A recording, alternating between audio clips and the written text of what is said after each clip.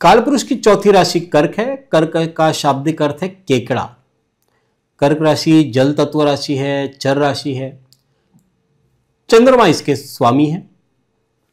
कर्क जातक भावुक होते हैं, इनका जनसंपर्क अच्छा होता है, बुद्धिमान होते हैं, जल विहार करना इनको अच्छा लगता है, ड्राइंग रूम सजाना अच्छा लगता है, गहनों के संग्रह में रुचि होती है, भोजन के भी शौकीन होते हैं। इनका स्वभाव घुमक्कड़ होता है, बैठे बैठे अचानक ही बाहर जाने का प्रोग्राम इनका बनता है। ये फितरत है इनकी, कभी भी कुछ भी कर सकते हैं। अभी यहां हैं, तुरंत कहीं चले जाएंगे। ये कुशल राजनीतिज्ञ होते हैं, लक्ष्य साधन के भी पक्के होते हैं, अपने कर्तव्यों के प्रति निष्ठावान होते हैं। इनकी चाल कभी तो हिरण की तरह तेज होती है तो कभी हाथी की तरह मस्त होती है। पशु पक्षियों से विशेष प्रेम इनको होता है। जानवरों के हाव भाव को समझने में इनको महारत हासिल होती है। ये अपने शत्रुओं को भी नहीं भूलते और शत्रुओं को अपने लक्ष्य पर रखते हैं। इन्हें मोटापे की ओर विशेष ध्यान देने की जरूरत है। मंगल यदि कुंडली में बलवान हो तो इनकी कदकाठी भी मजबूत होती है। कर्क जातकों के लिए गोचरी स्थिति के हिसाब से गुरु वर्ष के प्रारंभ से लेकर के 14 मई तक एकादश भाव में विराजमान रहेंगे और 14 मई से 18 अक्टूबर तक और 5 दिसंबर से वर्ष के अंत तक द्वादश भाव में द्वय भाव पर आ जाएंगे। 18 अक्टूबर से 5 दिसंबर तक अतिचार करके गुरु आपके लिए अपनी राशि में ही, कर्क राशि में ही आ जाएंगे, उच्च राशि में। शनि वर्ष के प्रारंभ से लेकर के 29 मार्च तक अष्टम भाव में रहेंगे और 29 मार्च से वर्ष के अंत तक भाग्य स्थान पर रहेंगे। राहु वर्ष के प्रारंभ से लेकर के 29 मई तक भाग्य में और 29 मई से वर्ष के अंत तक अष्टम भाव को सुशोभित करेंगे। केतु वर्ष के प्रारंभ से लेकर के 29 मई तक पराक्रम में गोचर करेंगे और 29 मई से वर्ष के अंत तक धन भाव पर ही आ जाएंगे। ये वर्ष कर्क जातकों के लिए थोड़ी खुशी और थोड़ा गम लेकर के आया है। 1 जनवरी से मई तक का जो समय है आपके लिए अनुकूल रहेगा। कोई भी व्यापार, परियोजना या काम धंधे निश्चित रूप से सफल होंगे और अपने अपने कार्य में आपको विशेष लाभ हो रहा है। आप में से कुछ दिनों में से कुछ लोग जो भूमि अथवा अचल संपत्ति क्रय करने का विचार जो कर रहे हैं वे कर सकते हैं। कुल मिलाकर के धन संबंधी मामलों में यह समय अच्छा और शुभ है। यदि बेरोजगार है तो भाग्य आपके द्वार पर अवश्य खटखटाने आएगा और आपके सन्मुख कई लाभप्रद नौकरियां और कार्यों के प्रस्ताव आ सकते हैं। जो सेवारत है उन्हें वेतन वृद्धि हो रही है, उच्च पद मिल रहा है या अधिकार मिल सकता है। आपकी समझ, योग्यता तथा प्रयास सभी का ध्यान आकृष्ट इस अंतराल में करेंगे।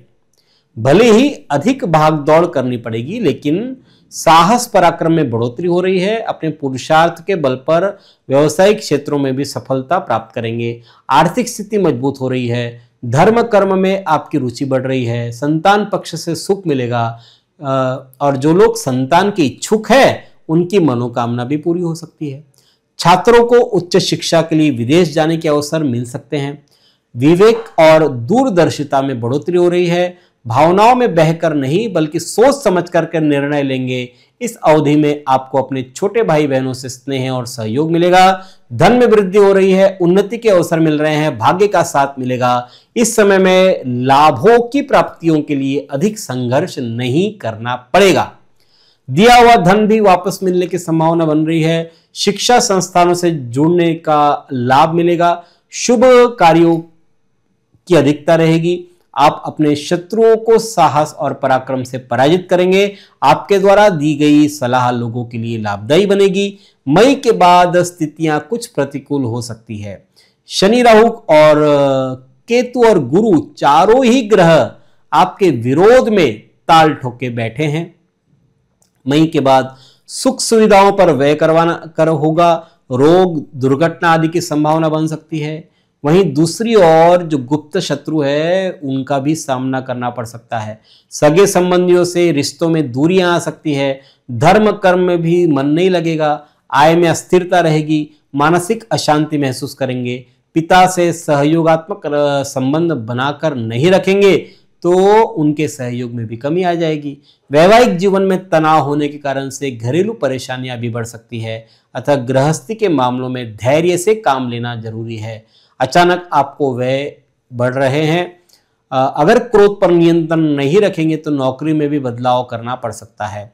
इन दिनों यात्राओं के भी योग बन रहे हैं। क्रोध और उत्तेजना की अधिकता रहेगी। स्वास्थ्य संबंधी विषयों पर व्यय करने पड़ेंगे। वाहन आदि भी सतर्कता से चलाएं तो अच्छा रहेगा। परिस्थितियां बुद्धि को विचलित कर सकती है। इस प्रकार की स्थितियों में जल्दबाजी में निर्णय लेने से व्यावसायिक व्यय बढ़ सकते हैं। शनि राहु पूरे वर्ष आपके लिए पीड़ा देने का काम करेंगे। इस वर्ष आपको अपनी प्रतिकूलता को कम करने के लिए कुछ उपाय हैं, वो अवश्य ही करना चाहिए। प्रदोष के समय यानी जो शाम का समय प्रदोष काल होता है, उस प्रदोष काल के समय शिव जी की उपासना आप करें। शिव जी के कोई मंदिर में अगर आरती हो रही है तो उस आरती को ले। पूर्णिमा का व्रत करना भी आपके लिए बढ़िया होता है। बटुक भैरव स्तोत्र का पाठ करें अथवा करवाएं, वो भी अच्छा है, सुन भी सकते हैं। छाया पात्र दान हर अमावस्या को करें। गुरुवार के दिन पीले चंदन और केसर का तिलक लगाएं और साथ ही साथ बटुक भैरव स्तोत्र का पाठ करें। राम मंदिर में जा करके राम दरबार में दंडवत प्रणाम करें। शनिवार को सरसों या तिल का तेल दान करें और चांदी का टुकड़ा हमेशा ही अपने पास रखें। साथ ही साथ ओम अमृतांगाय विद्महे कला रूपाय धीमहि तन्नो सोमः प्रचोदयात्, ये चंद्रमा का मंत्र है। इस मंत्र की एक माला हर सोमवार को किसी शिव मंदिर में करें, अच्छा रहेगा।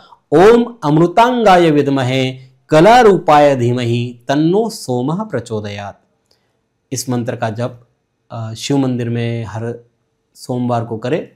साथ ही साथ वाहन सतर्कता से चलाएं। इस वर्ष हनुमान जी की उपासना आपके लिए अति आवश्यक है, अन्यथा कुछ समय ये जो समय है ये प्रतिकूल आपके लिए हो सकता है। ये वर्ष मई के बाद में अधिक ध्यान देने की जरूरत बन रही है।